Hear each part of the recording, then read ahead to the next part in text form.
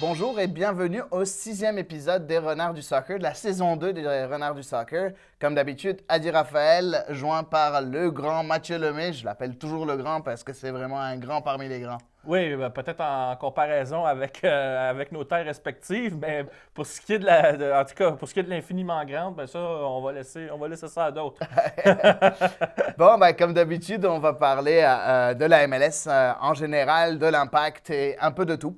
On va commencer en premier par notre fameux segment, la track de la semaine. Pour ce premier segment-là, dans la track de la semaine, on a beaucoup réfléchi comme d'habitude, puis on a trouvé qu'il y a un match qui sortait un peu du lot. Et c'était le match entre le LAFC, donc Los Angeles FC, et les Timbers de Portland, qui s'est déroulé dimanche. Le score s'est terminé par la victoire de LAFC, la victoire écrasante de LAFC 4-1, avec un excellent Carlos Vela. Carlos Vela qui a marqué un but, il y a 2 buts de Diomandé. Un but de Un but de Diamond. Diomandé, exactement. La nouvelle acquisition. Marc-Anthony Kay. C'est lui qui avait ouvert le score. Exactement. Et le 4e but Ramirez, je pense. de Christian Ramirez, effectivement. Donc, c'est ça. Et de l'autre côté, c'est Jérémy Bobissé qui a marqué pour les Timbers. Toi, tu as pensé quoi de ce match-là? J'ai ma propre analyse, mais j'aimerais bien entendre la tienne en premier. Oui, bon, c'était un match. Comment on pourrait dire, tu te souviens, on avait parlé du fait que Portland, plus encore que l'Impact, commençait sa saison à l'étranger pour plusieurs, même pour une longue série, étant donné les rénovations de leur stade. Alors, ils vont finir la saison à la maison. Alors, Portland, leur début de calendrier est aussi compliqué que celui de l'Impact.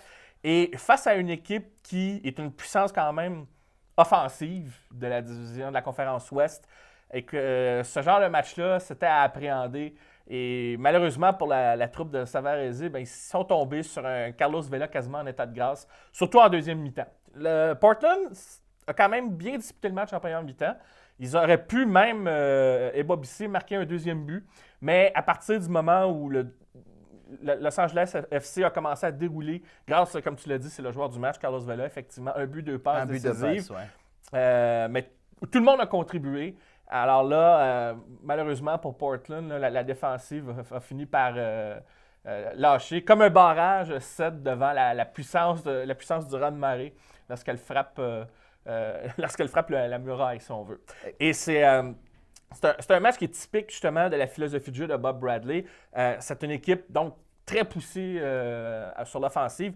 Et moi, je pense que si Carlos Vela continue comme ça, il pourrait devenir candidat pour être un des meilleurs joueurs, sinon peut-être le joueur de l'année dans la MLS. Il en a le pouvoir, il en a la capacité. Quand il est arrivé, on savait que c'était un joueur désigné, là, c'était une grosse pointure. Il était parmi les nominés l'année passée, il faut le préciser. Oui. Carlos Vela, c'était parmi les nominés. C'est un excellent joueur qui est encore dans la fleur de l'âge. Il a 29 ans, 28 ou 29 ans. Il n'est vraiment pas vieux. Ouais. Il a une vision de jeu extraordinaire, très bon en finition, une bonne frappe de loin, tire très bien les coups pieds arrêtés. Un toucher soyeux de balle, comme on dit en France aussi. Exactement. Par contre, je suis un peu moins d'accord avec toi dans ton analyse par rapport à une chose. Oui, effectivement, LAFC a vraiment montré sa supériorité offensivement. Je suis complètement d'accord avec ça. Et on le sait que LAFC a quand même une attaque de malade. Par contre, j'ai trouvé quand même que jusqu'au 3-1, le match pouvait basculer à n'importe quel moment d'un côté comme de l'autre. Et Bobissé, tu l'as mentionné, a failli marquer un deuxième but à la 56e Mais c'est minute. ça que je disais, Portland a quand même bien tenu, la stratégie n'était pas mauvaise. Et si Bobissé marque, Exactement, ça aurait changé tout le match. Ça aurait changé tout le match. Donc, oui, je vois que beaucoup de monde, je l'ai vu sur les réseaux sociaux, beaucoup de monde disent que LAFC a été supérieur, ainsi de suite. Peut-être, oui, à la fin, ils ont été supérieurs, ils ont gagné 4 ans. Ben, ils ont dominé toutes les statistiques globales d'équipe. Je suis d'accord, mais on le sait, parce que Portland a toujours joué défensif. On l'a vu, ils ont atteint quand même la MLS Cup l'année passée en jouant super défensif, ou aussi, la plupart de leurs matchs, ils n'ont rien dominé dans aucune stat. Donc, c'est un peu leur jeu aussi. Je pense que le gros problème de Portland, et on l'a dit à un moment donné sur Culture Soccer, comme quoi ils n'ont pas de finisseur, ils n'ont pas d'attaquant de pointe, et Bobissé est encore trop jeune, et je le préfère plus un peu comme ailier qu'attaquant central. Il leur manque cet attaquant. L'année passée, ils avaient Samuel Armenteros qui a réussi 1 ou 2 coups d'éclat avant de vraiment disparaître un peu de la circulation, mais il leur manque un joueur de ce niveau-là. D'un autre côté aussi, Portland, ce qui leur manque aussi, c'est un deuxième défenseur central, parce que Mabiala, ça va. Mais le deuxième qui était annulé, je pense que c'est Segura, je pense, qui était annulé hier. Je ne me rappelle plus du nom, là. Mais le deuxième défenseur central est vraiment pas au même niveau que Mabiala. Mais la même chose peut être dit de LAFC. LAFC, à part Walker Zimmerman, qui est quand même un très bon défenseur central, qui est peut-être même le futur de l'équipe nationale américaine, le deuxième défenseur, ils alternent, je pense que cette fois-ci... Ah oui, c'est ça. Portland, ils avaient Cascante, qui est un milieu de terrain qui jouait en défense centrale hier, dimanche. Okay, donc, on s'entend que c'est pas l'idéal. C'est Segura qui jouait pour LAFC en défense centrale. Puis lui aussi, moi, je l'ai trouvé assez limite. Donc, peut-être qu'il est en train encore de s'habituer à sa nouvelle équipe. Mais bon, on est en train de voir une équipe comme Portland qui se base sur une solidité défensive et qui n'a pas une défensive assez bonne. Et puis une autre équipe, comme LAFC, qui se base sur sa solidité offensive, sauf qu'il n'y a pas une défensive assez bonne. Moi, j'ai hâte de voir LAFC se battre contre une équipe qui est prétendante au titre de au moins champion de l'Ouest pour pouvoir mieux l'évaluer. Moi, j'étais une des personnes qui était sceptique sur la saison de LAFC. Beaucoup les mentionnent LAFC comme les champions de l'Ouest. Moi, je les vois assez loin de là. Après, il faut voir comment ça va se passer dans le futur. Mais je ne suis pas aussi confiant que ça pour LAFC. Ils ne m'ont pas encore convaincu, même si je suis super content pour Marc-Anthony Kaye, qui marque un but à son retour de blessure et qui est sélectionné en équipe nationale canadienne pour son retour aussi. Oui, mais justement, probablement que son retour va aider un peu dans l'entrejeu à aider la défensive à la longue. Parce qu'on peut se demander, parce que Bradley joue le 4-3-3, un joueur comme Ian Wynn qui joue plus reculé, il n'est pas là en récupération, mais par contre, sa vision du jeu et le fait qu'il joue peut-être plus derrière le trio offensif, ben ça aide à animer l'offensive. Et je pense que dans le plan de jeu que Bradley met en place, il semble vouloir vivre avec le fait que son équipe est d'abord une équipe offensive. Mais il l'assume au moins. Ouais. Et c'est peut-être ce qui va faire que l'équipe va avoir assez de succès pour être au-dessus de la ligne rouge dans l'Ouest. Peut-être, je dis. Très possible qu'ils soient au-dessus de la ligne rouge. Je ne vais pas aller dire qu'ils vont rater les playoffs. Je pense qu'ils seront... D'après moi, ils seront entre la 4e et la 7e place. Ils peuvent arriver aussi haut que 4e, mais je ne les vois pas plus haut que ça. Mais il est encore trop tôt pour dire qui va finir en haut. Exactement. Là, pour l'instant, ils ont 2 victoires. C'est quand même très bien. Et on l'a dit, les débuts de saison, il peut se passer encore plein de choses. Mais c'est évident qu'on connaît la force de LFC. Et il faut le dire, en offensive, ils ont une très grosse force de Effectivement. Ça, et eux, ils n'avaient pas un vrai attaquant de pointe l'an dernier. Là, maintenant, ils ont Diomandé, Ramirez qui ont marqué chacun. Si ces deux joueurs-là aident, ça veut dire que Rossi et Vela vont être encore plus dangereux. L'année passée, ils ont Diomandé toute l'année quand même. Hein? Oui, c'est vrai. Ouais. Mais il leur manquait. Ils l'ont cherché un petit peu pendant la saison. Là, ils savent à quoi s'attendre. Et Ramirez, c'est quand même une bonne acquisition. Alors, si Diomandé continue dans ce qu'il a montré la saison passée, ben, ça va rendre l'équipe plus dangereuse en attaque. Et elle va peut-être forcer justement l'adversaire à être peut-être un peu plus sur le qui-vive. Mais maintenant, tu as raison, on va attendre de voir à l'étranger. Et aussi, quand ils vont tomber sur un adversaire qui a, on va dire, un peu comme Atlanta, ça va mieux. Ça peut se replacer. Si Atlanta démarre. Si Atlanta démarre, par exemple, mais il peut... moi, j'ai surtout hâte le derby avec Zlatan et le Galaxy et aussi d'autres équipes. Seattle qui a un bon début de saison. C'est ça, j'ai hâte de voir, moi, LAFC contre Seattle, contre Sporting Kansas City, contre le LA Galaxy. En tout cas, on espère que ça va bien se passer dans le futur pour les deux. Dans le cas de Portland, moi, je ne m'inquiète pas pour la défaite parce que les choses vont se replacer, puis en plus, ils vont bénéficier un peu comme DC United l'an dernier d'une série de matchs à la maison. Et à la maison, Portland, ils sont toujours dangereux avec leurs supporters très nombreux. Et cette bûche qui est coupée à chaque but. C'est quelque chose à Portland, c'est impressionnant. Il ne faut pas oublier qu'il y a à peu près, je pense, 4 ou 5 000 personnes en liste d'attente pour des billets de saison à Portland. Ouais. Donc, Portland a des gens en liste d'attente pour les billets de saison. Ouais. Ils vont trépigner d'impatience quand le stade va être prêt. Oui. Super beau à voir un MLS. Bon, c'est ça qui va clôturer notre premier segment pour la track la semaine. On prend une toute petite pause, on revient tout de suite avec le prochain. Maintenant, nous sommes rendus à notre second segment, le Renard Bleu qui porte sur l'Impact de Montréal. L'Impact qui s'est incliné 2-1 face au Dynamo de Houston lors du dernier week-end, samedi en fait, au stade de BBVA Stadium à Houston. C'est un endroit qui est très hostile pour l'Impact, qui était à la recherche d'une première victoire à Houston Mais malheureusement, il va falloir attendre dans 2 ans au minimum pour espérer peut-être obtenir un premier gain là-bas. Adi, je sais que toi et moi, on en a parlé un peu du match d'hier, mais on peut revenir peut-être sur d'autres éléments qu'on n'a peut-être pas eu le temps d'expliquer ou qu'on n'a pas eu le temps d'élaborer.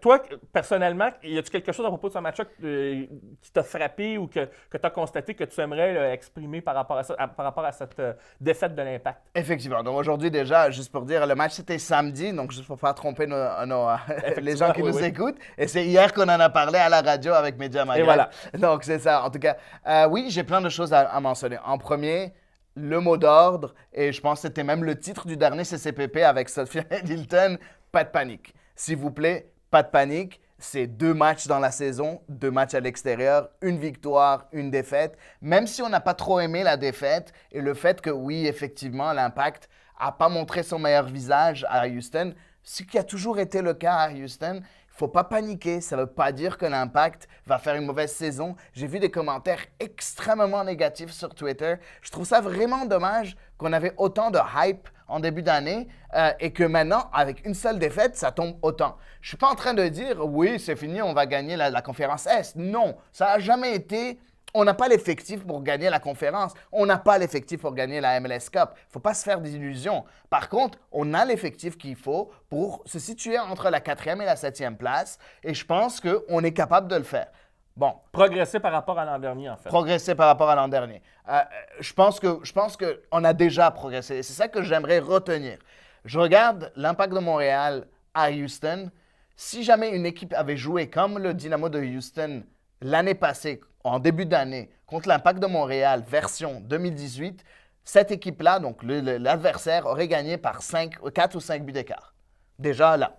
Pourquoi? Parce qu'on a vu des choses sur lesquelles l'Impact n'a jamais été bon. Oui, l'Impact a toujours été défensivement assez solide, mais le problème, c'est que Houston n'a donné aucune chance à Nacho Piatti.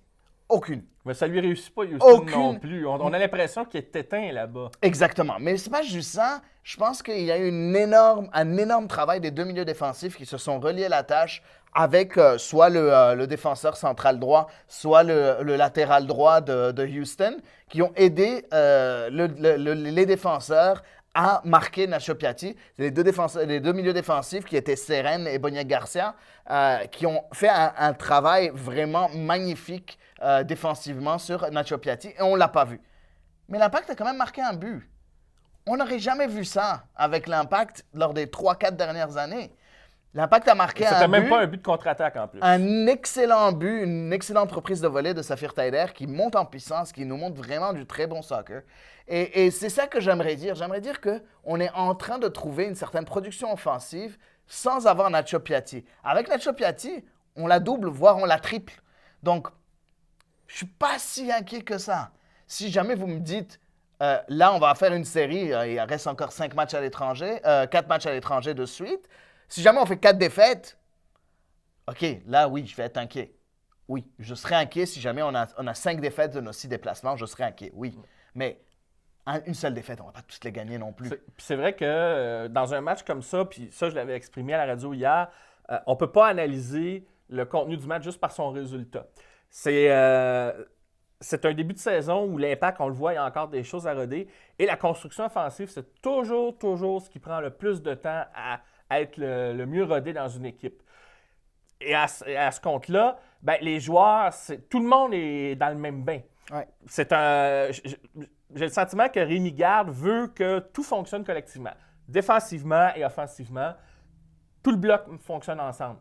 Et ça rejoint un peu ce que tu nous avais déjà dit. Le bloc, parfois, est souvent positionné trop bas. Ce qui donne, je trouve, par moment, et c'est là qu'arrivent les chances de marquer de l'adversaire. Quand on en concède, parce que malgré tout, on en concède moins qu'avant, mais quand on en a, c'est parce que quand le bloc joue bas, dès le moment qu'il reste la dernière ligne à franchir, si la dernière ligne est trop basse, ça permet à ce moment-là aux joueurs offensifs d'arriver à contrôler le ballon, souvent par l'axe, et de créer à ce moment-là la chance qui peut devenir mortelle et qui l'est parfois. Et moi, c'est là-dessus peut-être qu'il y aurait peut-être un léger correctif à faire, mais ça démontre justement à quel point l'équipe n'est pas entièrement rodée. C'est un peu, par exemple, et là, je ne dis pas ça pour blâmer le joueur, Samuel Piette, on le voit qu'il n'est pas encore à son maximum. quand tu vas l'être, il va apporter quelque chose de même plus que ce qu'il nous a déjà apporté dans la saison précédente. Et c'est à ça où je veux en venir, c'est qu'à un moment donné, on peut, à l'image de Samuel Piette, et je parle des autres joueurs, on a parlé de Piatti, tout ça. Oui, Safir Taider a connu un gros match parce que on le voit entre les deux surfaces. Il est là. Mais en quelque part, il ne peut pas tout faire seul. Et c'est ça l'idée. Urruti dépense beaucoup d'énergie en défense. Alors là, on se demande quand est-ce qu'il va en donner un peu en attaque. Mais ça va venir. Je ne suis pas inquiet. Parce qu'à un moment donné, au niveau de la coordination, on le voit, c'était difficile avec la température. D'accord, je veux bien. Mais on avait l'impression que les joueurs jouaient avec des poids de fonte aux pieds. C'était compliqué. Mais c'est normal aussi, Mathieu. Et c'est normal. Quand c'est pas rodé, on a parfois de la misère à se trouver. Mais d'un autre côté, tu as raison, Houston avait une stratégie défensive quand même assez adéquate. Moi, qui m'a même étonné. On attaquait en 4-2-3-1, mais on défendait en 4-4-2. Et ça, je trouve que l'Impact n'a pas su lire correctement le jeu. Mais c'est normal, des fois, en début de saison. Je pense pas que c'était une question de lire le jeu. Oui, d'accord. Je pense pas parce que je pense au contraire que Rémi Garde a essayé quelque chose en faisant rentrer à la mi-temps Mathieu Choinière à la place d'Okonkwo. C'est pouvoir contrer ce fait-là. Parce qu'Okonkwo, c'est plus un joueur qui va jouer en profondeur, tandis que Mathieu Choinière va être quelqu'un qui va plus avoir tendance à rentrer vers le centre du terrain. Donc, je pense qu'il a essayé de changer la dynamique en faisant ça, sauf que ça n'a pas trop marché et je pense que si jamais on avait eu Novilo, je pense qu'il y aurait eu une palette d'options un peu plus intéressante pour C'est ça qu'on a hâte de le voir arriver. Je veux pas que le monde pense que Novilo, ça va être nos sauveurs. Non, la star de l'équipe, c'est Piatti. Ça va jamais changer, ça. Mais Novilo pourrait être notre Silva de l'année passée. Je pense qu'il est déjà beaucoup plus adapté que ce que Silva était au même temps l'année passée. C'est ça. Donc, j'ai hâte de voir ce que ça va faire quand il aura ces options-là. Et moi, j'ai hâte de voir quand les automatismes, là, on va les voir un peu plus se mettre en place. Et aussi quand l'équipe va jouer à la maison et qu'elle va prendre un peu plus de risques. À ce moment-là, on va avoir une meilleure idée du portrait d'ensemble. Il y a une chose que j'aime bien, par contre, chez Rémi Garde, on a l'impression qu'il pense quand même aussi à l'avance par rapport à la saison. Je trouve que ces changements, au-delà du fait qu'il fait un changement, Mathieu Choinière, pour améliorer un peu l'animation sur le côté droit, il pense aussi à changer, mais aussi en fonction du calendrier. Ben oui. Il remplace Safir Taider, qui est le meilleur joueur du match, mais Piatti avait marqué un but à San Jose, il l'a remplacé aussi la semaine d'avant. Donc, ses titulaires, ils ne cherchent pas à pas trop les surtaxer parce qu'il sait qu'il va avoir besoin d'eux. Il ne faut pas oublier que Taider va être absent également pour la Coupe d'Afrique des Nations. On n'est pas sûr encore, mais il y a des bonnes chances. Il faut l'anticiper. Donc, il implique déjà des joueurs sur le banc et des jeunes tout de suite parce que comme ça, advenant le cas où un joueur est blessé, suspendu ou le cas que je viens d'évoquer, tu as déjà quelqu'un, même si c'est un jeune, il a accumulé des minutes, il a pris confiance, il est impliqué dans le groupe, dans la construction du groupe. Alors, il ne sera pas perdu. Il devient à ce moment-là un joueur qui est bien intégré. Je suis 100% d'accord avec toi. Je veux juste ajouter une petite chose parce que c'est très intéressant ce que tu es en train de dire. Tu parles de la possibilité que Safir Taider ne soit pas là. N'oubliez pas que cette année, en même temps que la Coupe d'Afrique des Nations, on a la Gold Cup qui se joue. Donc, on aura Safir Taider et Samuel Piette qui ne sont pas là. Donc, je vois bien toutes les critiques. Azira ne sera pas là non plus. Il va être appelé en Ouganda. Possible qu'il soit appelé en Ouganda. Donc, on a ces trois milieux de terrain qui ont une possibilité de ne pas être là.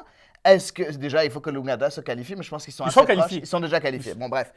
Donc, ces trois joueurs-là, si jamais ils ne sont pas là, c'est qui va jouer si jamais on ne leur a pas donné des minutes déjà? Je vois beaucoup de monde descendre Shamit Chom. Oui, OK, il n'a pas fait une très belle entrée à Houston, même s'il a joué 5 minutes ou 10 minutes. Mais à un moment donné, il faut qu'il ait il y a eu un bon camp. Il faut qu'il ait ces minutes. Il doit les avoir, ces minutes-là. Il doit jouer. Donc, en tout cas, je suis content de ce que Rémi Garde commence à nous montrer. Je suis complètement d'accord avec toi. Je voulais juste préciser le fait que c'est possible que ces trois joueurs du milieu ne soient pas là au mois de juin. Oui, puis là, on dit que ça ne change pas en défense, mais je m'attends à ce que ça change aussi en défense éventuellement, parce que Lovitz va être appelé aussi. Il a déjà été appelé pour les matchs amicaux, maintenant. C'est ça. Alors, il a déjà été appelé avec les États-Unis. Puis tu vois, on a donné des minutes à Zachary Bourguillard, à San Jose. Je ne serais pas étonné qu'à un moment donné, là, ça va être Raitala Camacho à qui on va commencer à donner des minutes. Il va y avoir des matchs comme ça, et il va y avoir certaines titularisations. Donc, quand le calendrier va être surchargé, tout le monde va être dans le même bateau et tout le monde va se battre ensemble parce que la clé de Rémi Garde, il a dit, ça va être le caractère qui va faire la différence à défaut d'avoir le talent que d'autres clubs de la MLS possèdent. Oui, effectivement. C'est ainsi que va se conclure ce segment sur le Renard Bleu. On fait une toute petite pause et on revient avec le dernier segment. pour le troisième segment des Renards du Soccer. Comme d'habitude, on fait les à côté du gibier. Et cette fois-ci, à la demande, je ne vais pas dire générale, mais à la demande de Machibouzouk qui nous suit assez régulièrement. Mathieu. Qui s'appelle Mathieu, mais j'aime bien l'appeler Machibouzouk, ça me rappelle mes bandes dessinées de Tintin. Oui, c'est à sa demande, on a ramené le quiz. Donc, on a un quiz avec le sablier. On va sûrement demander l'aide de notre cher David Dixot qui est en face de nous. Il est tout content. Donc, en fait, ce qu'on va faire, c'est que je vais poser une question à Mathieu. On va lui donner le temps du sablier pour y répondre. Puis après, lui, il va me poser une question. Puis la même chose. Je rappelle au premier quiz, parce que j'aime bien faire déranger Mathieu. C'est moi qui avais gagné le premier quiz. Donc maintenant, on va voir ce qui se passe avec le deuxième. Donc, je te donne l'honneur au perdant. Non. La dernière fois, c'est moi qui avais commencé. Là, c'est à toi. OK, ouais, moi, je commence. OK. Donc, ma question est très simple. Donc, c'est David qui va tourner le sablier. Oui. Ma question est vraiment très simple et je suis presque sûr que tu vas l'avoir. C'est ça que tu as dit la dernière fois aussi. Non. Dans un des clubs fondateurs en MLS, comment s'appelait le club où a évolué Carlos Valderrama? Ouais, c'est une bonne question, ça. Carlos Valderrama. Faut que tu recules loin en arrière. Attends. Faut pas souffler. Un des clubs. Un des clubs fondateurs? Ouais, un des clubs fondateurs qui n'existe plus maintenant, pour t'aider. Oh. Pas Tampa Bay, quand même. Comment il s'appelle, Tampa Bay? À l'époque, c'était quoi le... c'était Tampa Bay, mais c'était quoi déjà leur nom?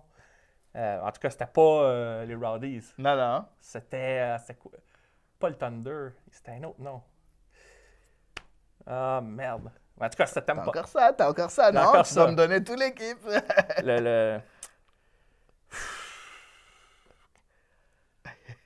Boy.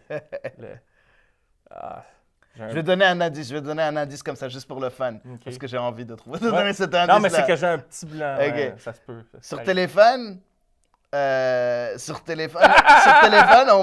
on peut mettre, genre, il y a quelque chose qui peut t'aider. Si jamais tu trouves en anglais le mot sourdine. En anglais, le mot sourdine, c'est... Tu mets sur téléphone, tu le mets sur, pour que quelqu'un ne t'entende pas, tu le mets sur, en anglais on dit? En anglais, mon Dieu Seigneur. C'est pas tone. Ah mon Dieu. J'ai vraiment Allez, t'as encore un peu de temps, réfléchis, no stress.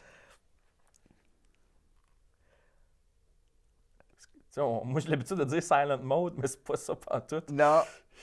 Quand tu presses sur le petit bouton pour que le haut-parleur, que quelqu'un ne t'entend pas. Ouais, c'est... OK, on dit mute. Le mute, ouais. Et c'est Mutiny. Ah ben Mutiny de Tampa Bay. Le Mutiny. Mais je savais que c'était Tampa Bay. J'avais la Floride dans la tête. On va te donner un demi-point, là. OK. Non, mais j'avais l'image de Tampa Bay. Oui, mais je sais. Le pire, c'est... Écoute, déjà t'as su Tampa Bay, c'est déjà très bien, là. Ils n'ont pas duré très longtemps aussi. Ça explique peut-être que la mutinerie était... Non, à ton tour. OK. En fait, pour celui-là, parce que j'aurais voulu peut-être valider la réponse avant, mais là, on n'a pas le temps. Mais je voulais être certain, mais je vais quand même tu sais que je suis journaliste qui couvre les Africains, n'est-ce pas, en MLS. Oui. On va voir si tu as suivi mes articles. Oui, j'en ai suivi, mais est-ce que j'ai tout retenu? Je ne suis pas trop sûr. OK. Alors, je vais te demander si tu es capable. Ouais. Il y a 5 nouveaux pays africains qui sont rentrés en MLS cette année. Ouf. Si tu es capable de m'en nommer 2. Ouf, OK.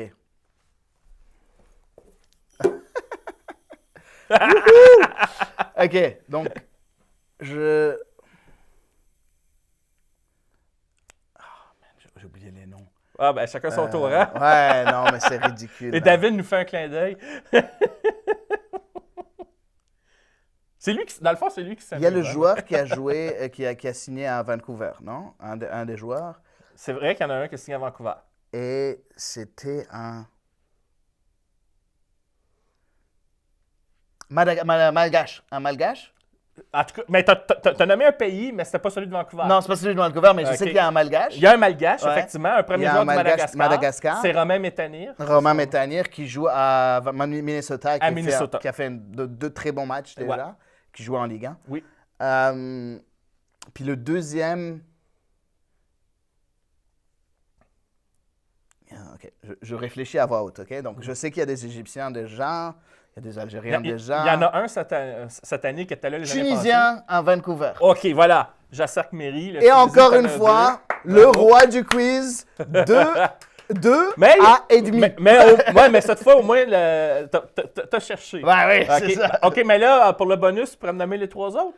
Les 3 autres. OK, on va tenter. J'ai encore le temps.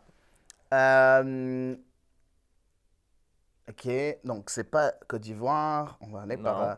on va aller par l'euro. Donc, Maroc, Algérie, Il est en train de toutes les compter. Tunisie, Soudan, Égypte. Non, il n'y a pas de Soudanais. Non. Ni du nord, ni du sud, là. Non plus.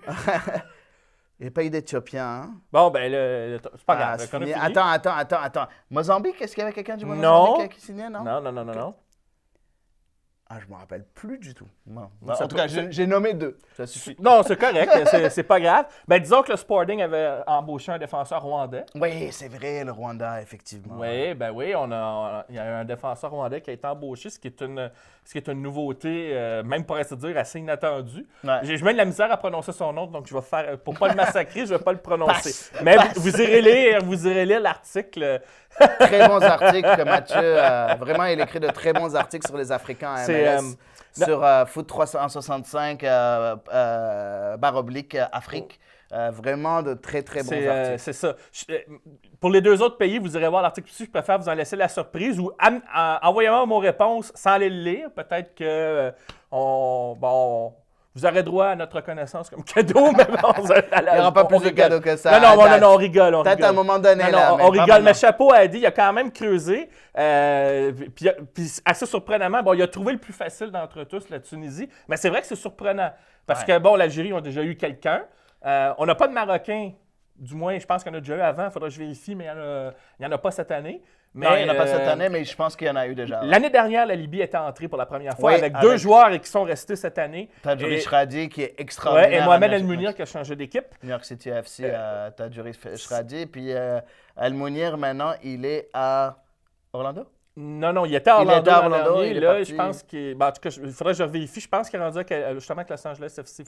LAFC. C'est quelque chose qu'il faudrait vérifier. Madagascar, donc tu avais raison. Ouais. Romain Métanire.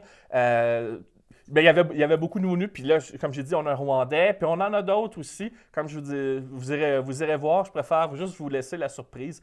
Mais bravo à Adi d'avoir trouvé la réponse. On va terminer l'émission là-dessus. Effectivement, on va terminer. J'imagine que je serai comme le PSG, il y aura un jamais 203 éventuellement. on demandera au sablier donc de faire office pour jouer la belle, comme on dit. Voilà. J'ai hâte de voir. Écoutez, c'est ça qui va finir notre épisode des Renards du Soccer, donc l'épisode 6. Je voudrais remercier, comme d'habitude, City Vision, David Dixot, le maître du sablier. J'aimerais aussi... Le marchand de sable qui passe. Oui. J'aimerais aussi beaucoup remercier Culture Soccer, avec qui j'écris, avec qui je travaille. C'est ça. Merci beaucoup. Continuez à nous suivre. Continuez à aimer notre page Facebook, YouTube. Et commentez, parlez, partagez nos émissions. Si jamais vous aimez avoir des sujets, quelque chose qu'on parle spécialement, de vous donner des sujets, n'hésitez pas à le faire. Ça ne nous dérange pas du tout. Au contraire, on est très réceptifs. Et puis voilà, je vais vous souhaiter une très bonne semaine et à la semaine prochaine. Au revoir.